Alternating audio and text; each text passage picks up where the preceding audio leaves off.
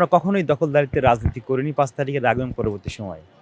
আপনারা দেখেছেন যে কালকে ঢাকা পলিটেকনিক ইনস্টিটিউটে আব্দুল লতিফ হলে কারা হামলা করেছে সাধারণ শিক্ষার্থী এবং ছাত্রদলের শিক্ষার্থীদের উপর এবং কারা হসপিটালে ভর্তি আছে।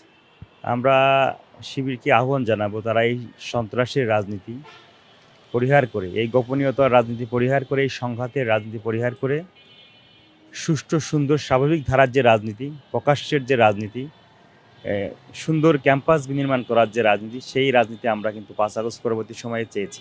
বট আইডি দিয়ে মিথ্যাচার ছড়ায়, এটা আমরা দেখি না, এটা আপনারাই তো বের করেছেন।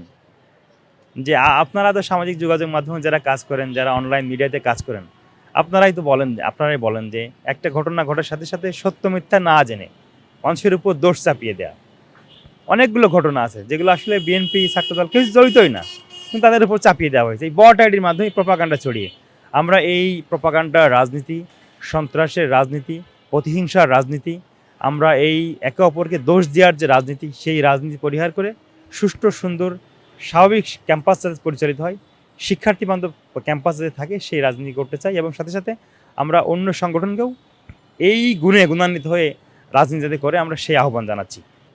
আপনারা কি বলতে পারবেন যে ছাত্র দলের কোনো নেতাকর্মী কোনো জায়গায় কোনো দলের দু একটা বিচ্ছিন্ন ঘটনা হয়তো ঘটেছে, কিন্তু আমরা কখনোই সাংগঠনিকভাবে কোথাও কোনো জায়গায় কোনো ক্যাম্পাসে আমরা দখলদারিত্বের রাজনীতি করি না। আমরা সেগুলো পরিহার করে নেতাকর্মীদেরকে আমরা আমাদের যে ইনস্ট্রাকশন, সেই ইনস্ট্রাকশন দিয়ে কিন্তু আমরা ৫ আগস্ট পরবর্তী সময়ে রাজনীতি করছি। এবং আমাদের একটাই লক্ষ্য, বাংলাদেশ সুন্দরভাবে পরিচালিত হোক, সাথে সাথে বাংলাদেশের প্রত্যেকটি ক্যাম্পাস শিক্ষার্থী বান্ধব হোক। আমরা সেই লক্ষ্য নিয়ে কাজ করে যাচ্ছি।